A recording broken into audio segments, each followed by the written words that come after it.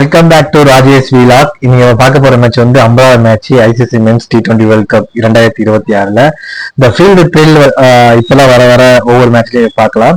இந்த மேட்ச்ல வந்து பாத்தீங்கன்னா ஸ்ரீலங்காவுக்கும் பாகிஸ்தான் இடையில வந்து பாலக்கல்லையில வந்து நடக்கக்கூடிய சூப்பர் 8 மேட்ச் தான் குரூப் 2ல. இந்த மேட்ச் கரெக்டா ஒரு 7 மணிக்கு ஸ்டார்ட் ஆக போகுது. இந்த மேட்ச்ல வந்து ஆல்ரெடி உங்களுக்கு தெரியும் ஸ்ரீலங்கா வந்து குவாலிஃபை ஆகல. இருந்தாலும் பாகிஸ்தானுக்கு இது மிக முக்கியமான மேட்ச் சொல்லலாம். ஏன்னா இந்த மேட்ச்ல அவங்க ஜெயிக்கும் பட்சத்துல அவங்க வந்து குவாலிஃபை ஆகிறதுக்கான வாய்ப்புகள் கொஞ்சம் இருக்கு. ஏன்னா நியூசிலாந்து நேற்று மேட்ச்ல வந்து லாஸ்ட் ஓவர்ல இங்கிலாந்துக்கு எகேன்ஸ்டா தோற்றதால அவங்க பாயிண்ட் டேபிள்ல வந்து பின்னடைவா இருந்தாலுமே அவங்க வந்து செகண்ட் ஸ்டேஜ்ல இருக்காங்க, பாகிஸ்தான் தேர்ட் ஸ்டேஜ்ல இருக்காங்க.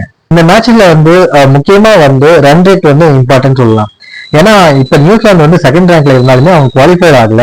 ஏன்னா வந்து லாஸ்ட் மேட்ச்ல வந்து இங்கிலாந்து செகண்டா அவங்க தோத்துட்டாங்க கடைசி ஓவர்ல.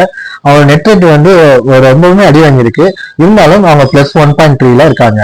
பாகிஸ்தான் வந்து முதல் மேட்ச் வந்து மழையால ரத்து செய்யப்பட்டது. அப்புறம் ரெண்டாவது மேட்ச் வந்து பெரிய பின்னடைவு. ஸோ இந்த மேட்ச் வந்து ஜெயிக்கும் பட்சத்துல அதுவும் நல்ல ஸ்கோர் அடிச்சு ஜெயிக்கும் பட்சத்துல அவங்களுக்கு வந்து ரன் ரேட் அதிகப்படும் பட்சத்துல அவங்க வந்து செகண்ட் ரேங்க் போக வாய்ப்புகள் இருக்கு, பிளஸ் குவாலிஃபை ஆகுது வாய்ப்பு இருக்கு. லாஸ்ட் ஒன் சான்ஸ் ஏன் சொல்றேன்னா, இப்ப சப்போஸ் வந்து பாகிஸ்தான் வந்து ஃபர்ஸ்ட் பேட்டிங் எடுத்து அவங்க வந்துட்டு 64 ரன் வந்து வித்தியாசத்துல வந்து ஸ்ரீலங்காவை தோக்கடிச்சாங்கன்னா அவங்க நெட் ரன் ரேட் வந்து நியூசிலாந்துக்கு மேல போகும். அப்படி இல்லைன்னா அவங்க வந்து ஸ்ரீலங்கா எவ்வளவுதான் ஸ்கோர் அடிச்சாலுமே அந்த ஸ்கோரை வந்து அவங்க 13.1 ஓவர்ல இருந்து சேஸ் பண்ணிட்டாங்கன்னா அவங்க ஜெயிக்கிறதுக்கான வாய்ப்புகள் இருக்கு. வழக்கமா நம்ம பாக்குற MVP பிளேயர்ஸை பார்த்தலாம். டோட்டலா 272 பிளேயர்ஸ் இருக்காங்க. இதுல வந்து கரண்ட்ல பாகிஸ்தான்ல இருக்க டாப் 7 பிளேயர் பாத்தீங்கன்னா ஃபர்கானும், சேபியாபும், சபாப் கானும், உஸ்மான் தாகிர், சகின்ஷா அப்ரிடி, அப்புறம் முகமது நவாஸ், இவங்க தான் வந்து டாப் 10ல இருக்காங்க. மற்ற எல்லாருமே பாத்தீங்கன்னா ஆவரேஜ் பர்ஃபார்மன்ஸ் தான் பண்ணிட்டு இருக்காங்க. முக்கியமா பாபர் அசாம் சொல்லிக்கலாம். பாபர் அசாம் வந்து அவரோட பர்ஃபார்மன்ஸ் வந்து இந்த ஸ்டேஜ்ல வந்து ரொம்ப புவரா இருக்குன்னு சொல்லலாம். 5 மேட்ச் விளையாண்டாரு, 91 ரன் தான் விளையாண்டுருக்காரு. அவர் வந்து ஆர்டர் டவுன் பண்ணீங்கன்னா தேர்டு இல்ல ஃபோர்த் வராது. ஸோ அவர்லாம் கொஞ்சம் நல்லா விளையாடணும். சல்மான் அகாவும் வந்துட்டு கேப்டனா வந்துட்டு தன்னோட பொறுப்பை உணர்ந்து அவரோட விக்கெட்டை லூஸ் பண்ணாம அவர் வர டவுன்ல வந்து விளையாண்டா இந்த மேட்ச் வந்து ஜெயிக்கிறதுக்கான வாய்ப்பு அதிகமாகவே இருக்கு. கீ பிளேயர்ஸ் பாத்தீங்கன்னா அவங்க டீம்ல இருக்க ஃபர்கான் தான் வந்து கீ பிளேயரு.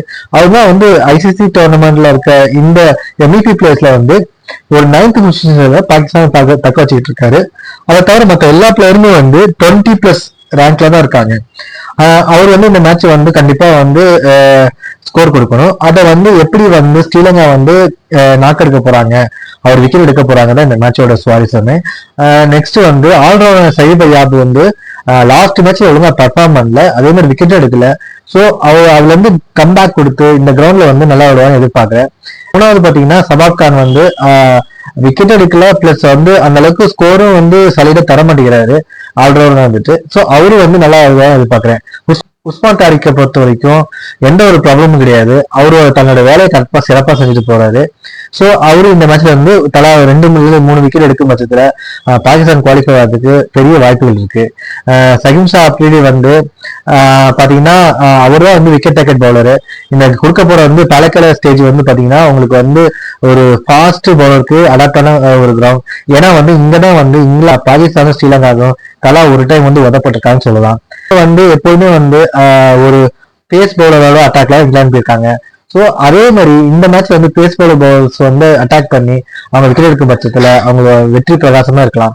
ஸோ சகின்ஷா அப்ரிடி கம்பைண்டா பாத்தீங்கன்னா சல்மான் மிஸ்ரா வந்து நல்லா பவுலிங் போடும் பட்சத்துல அவரு வந்து தலா ஒரு விக்கெட்ல 2 விக்கெட் எடுக்கிற வாய்ப்புகள் இருக்கு. மிச்சபடி ஆல்ரவுண்டர் தான் இந்த டீமை வந்து கொண்டு போவாங்க. ஏன்னா வந்து இந்த டீமை பொறுத்த வரைக்கும் ஸ்ட்ராங் பெர்ஃபார்மன்ஸ் யாருன்னு பாத்தீங்கன்னா ஒரு ஆல்ரவுண்டரா இருக்க பேட்ஸ்மேனும் ஸ்பின்னர்ஸ் தான். நெக்ஸ்ட் MVP பிளேயர்ல ஸ்ரீலங்கா எடுத்துட்டாலுமே டாப் 7 பிளேயர்ஸ் வந்து நல்லா பெர்ஃபார்ம் பண்ணிருக்காங்க. இந்த வென்யூ பாத்தீங்கன்னா ஸ்ரீலங்காவுக்கும் அடாப்ட் ஆகும். ஏன்னா இது வந்து ஹோம் கிரவுண்டு, அவங்களோட கிரௌட் ஆடியன்ஸ் வேற சப்போர்ட் பண்ணுவாங்க. ஸோ இவங்களுக்கு வந்து இந்த ஐசிசி டோர்னமெண்ட்ல கடைசி மேட்சுக்குனால அவங்களுக்கு வந்து ஃபுல் சப்போர்ட் இருக்கும். பிளஸ் ஒரு ப்ரெஷர் இல்லாம ஒரு ஃப்ரெண்ட்லியா வந்து விளையாடுறதுக்கான வாய்ப்புகள் இருக்கு. ஸோ இந்த இவங்களோட ரேங்க் அடிப்படையில் பாத்தீங்கன்னா டாப் ஆர்டர்ல எந்த ஒரு பேட்ஸ்மேனுமே இல்லை. டாப் ஆர்டர்ல பாத்தீங்கன்னா பவுலர்ஸ் தான் இருக்காங்க. அதுவும் 19 இயர்ஸ் ஓல்டு டுனிட் வெள்ளாலகே பிளேயர் தான் வந்து இருக்காரு. ஸோ அவரு வந்து 6 மேட்ச்ல வந்து 70 ரன் அடிச்சு 8 விக்கெட் கொடுத்துருக்காரு. இவர் வந்து கடைசி மேட்ச்ல மட்டும்தான் ஒழுங்கா பர்ஃபார்ம் பண்ணல. ஆனா மத்த எல்லா மேட்ச்லயுமே தன்னோட கான்ட்ரிபியூஷன்ஸ் கொடுத்துட்டு தான் வந்துட்டு இருக்காரு. வந்து பாத்தீங்கன்னா கடைசியா வர மேட்ச்ல வந்து நல்லா பர்ஃபார்ம் பண்றாரு. அவரும் 6 மேட்ச் விளையாண்டுருக்காரு தொடர்ந்து. ஸோ 6 மேட்ச்ல 11 விக்கெட் எடுத்திருக்காரு. அவரும் நல்ல ஒரு டாப் பர்ஃபார்மரா இருப்பார் நினைக்கிறேன். ஸோ பேட்டிங் ஆர்டர் பாத்தீங்கன்னா கமித்து மெண்டிஸ் ஒரு ஆல்ரவுண்டரா வந்து தன்னோட பொறுப்பான ஒரு டவுன்ல வரப்ப அவர் 30+ ரன் அடிக்கும் பட்சத்துல ஸ்ரீலங்கா வந்து பாகிஸ்தானுக்கு அந்த வின்னிங் சான்சஸ் கொடுக்கறதுக்கு வாய்ப்பு கிடையாது. வந்து லாஸ்ட் மேட்ச்ல நல்லா பர்ஃபார்ம் பண்ணிட்டு இருக்காரு. ஸோ அவரும் விக்கெட் எடுக்கிறதுக்கான வாய்ப்புகள் அதிகமாகவே இருக்கு. பவர் ரத்நாயக் இவர் வந்து லாஸ்ட் மேட்ச்ல வந்து ஒழுங்கா விளையாடியுமே முந்தின மேட்ச்ல வந்து ஹார்ட் ஹிட்டிங் வந்து நல்லாவே இருந்தது. ஸோ அவரோட விக்கெட் எடுக்கிறதுக்கு ரொம்ப குறைவான வாய்ப்புகளே இருக்கு. ஏன்னா ஃபேஸ் போட்டா பரவாயில்ல, ஸ்பின் பண்ண சொல்லல, அவர் ஹார்ட் ஹிட்டிங் வந்து வெளியே போறதுக்கான வாய்ப்புகள் இருக்கு. தசுன் சனகா வந்து பாத்தீங்கன்னா ஒரு கேப்டன் வந்துட்டு கரெக்டான டைம்ல வந்து தன்னோட டீமை வந்து வழிநடத்தால ஒரே காரணத்தால தான் இன்னைக்கு வந்து ஸ்ரீலங்கா வந்து குவாலிஃபை ஆகல. ஸோ அவர் வந்து இந்த மேட்ச்ல தன்னோட தவறுகளை திருத்திக்கிட்டு அவர் ஒரு ஆல்ரவுண்டராகவும் பேட்ஸ்மேனாகவும் கான்ட்ரிபியூஷன் கொடுக்கும் பட்சத்துல கண்டிப்பா வந்து இந்த டீம் வந்து ஜெயிக்கிறதுக்கான வாய்ப்பு அதிகமாக இருக்கு. மப்ரீத் அஸ்லங்காவுக்கு வாய்ப்புகள் வரும். ஏன்னா வந்து அவர் டீம்ல இருக்க குசால் மெண்டிஸ் வந்து இன்னைக்கான மேட்ச்ல அவர் இருக்க மாட்டாரு. ஸோ அவர் அஸ்லங்காவுக்கு ஒரு வாய்ப்புகள் இருக்கு. இருந்தாலும் இந்த மேட்ச் வந்து அவங்க கட்டாய போடும் பட்சத்தில், அதாவது வந்து ஜெயிக்கவும் விடாம பாகிஸ்தானை முன்னேறி விடாம இருந்தாங்கன்னா கண்டிப்பா வந்து பாகிஸ்தான் வந்து ஜெயிக்கிறதுக்கு வாய்ப்பு கிடையாது. பார்க்கலாம். ஹெட் டு ஹெட் ரெக்கார்டை பொறுத்த வரைக்கும் இவங்க வந்து மொத்தமா 29 மேட்ச் ஐசிசி டோர்னமெண்ட்ல T20 விளையாண்டுருக்காங்க. அதுல யாரு வந்து ஹையஸ்ட் ப்ரியாரிட்டினா 17 வின்னோட பாகிஸ்தான் தான் இருக்காங்க. ஸ்ரீலங்கா 12 வின்னு தான். ஸோ இந்த ஸ்ரீலங்காவுக்கு வந்து இது பெரிய பொருட்டே கிடையாது. ஆனா பாகிஸ்தானுக்கு இது மஸ்ட் வின் கேம். ஏன் சொல்றேன்னு பாத்தீங்கன்னா நம்ம ஆல்ரெடி டேபிள்ல வந்து 3rd இருக்கோம். செகண்ட்ல இருக்க நியூசிலாந்துமே வந்து இன்னும் குவாலிஃபை ஆகல. அப்படிங்கிற பட்சத்துல இன்னைக்கு ஸ்ரீலங்கா ஒரு பெரிய ரன் ரேட் வித்தியாசத்துல ஜெயிக்கும் பட்சத்துல பாகிஸ்தான் வந்து குவாலிஃபைட் ஆகிறதுக்கு தகுதியான வாய்ப்புகள் அதிகமாகவே இருக்குன்னு சொல்லலாம். ஸோ பாகிஸ்தான் ஆல்ரெடி ரேங்க் அடிப்படையில 6வது ரேங்க்ல இருந்தாலுமே இன்னைக்கான மேட்ச் வந்து கூட நடக்கிறதுனால ஸோ பாலக்காடு கிரவுண்ட் வந்து ரெண்டு பேத்துக்குமே ரொம்ப சப்போர்ட்டான கிரவுண்டு. ஏன்னா மோஸ்ட்லி இங்கதான் வந்து 2 டீமுமே விளையாண்டுருக்காங்க. ஸோ அதனால வந்து 2 பேருமே அந்த பிச் கண்டிஷன்ஸை பார்த்துருப்பாங்க.